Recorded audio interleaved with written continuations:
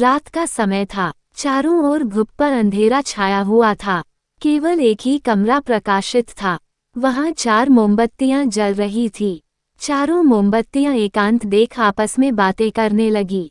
पहली मोमबत्ती बोली, मैं शांति हूँ। जब मैं इस दुनिया को देखती हूँ तो बहुत दुखी होती हूँ। चारों ओर आपाधापी, लूट खसोट और हिंसा का बोलबाला है। ऐसे में यहाँ रहना बहुत मुश्किल है।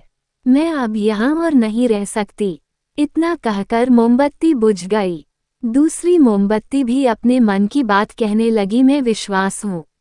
मुझे लगता है कि झूठ, धोखा, फरेब, बेईमानी मेरा वजूद खत्म करते जा रहे हैं। ये जगह अब मेरे लायक नहीं रही। मैं भी जा रही हूँ। इतना कहकर दूसरी मोमबत्ती भी बुझ गई।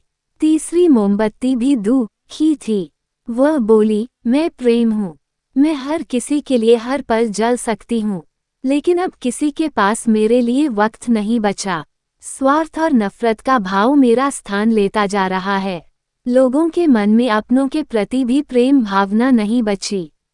अब ये सहना मेरे बस की बात नहीं। मेरे लिए जाना ही ठीक होगा। कहकर तीसरी मोमबत्ती भी बुझ गई। तीसरी बत्ती बुझी ही थी कि कमरे में एक बालक ने प्रवेश किया। मोमबत्तियों को बुझा हुआ देख उसे बहुत दुख हुआ। उसकी आंखों से आंसू बहने लगे। दुखी मन से वो बोला, इस तरह बीच में ही मेरे जीवन में अंधेरा कर कैसे जा सकती हो तुम? तुम्हें तो अंत तक पूरा जलना था, लेकिन तुमने मेरा साथ छोड़ दिया। अब मैं क्या करूँगा? बालक की बात सुन चौथी मोमबत्ती बोली, घबराओ नहीं बालक। मैं आशा हूँ और मैं तुम्हारे साथ हूँ।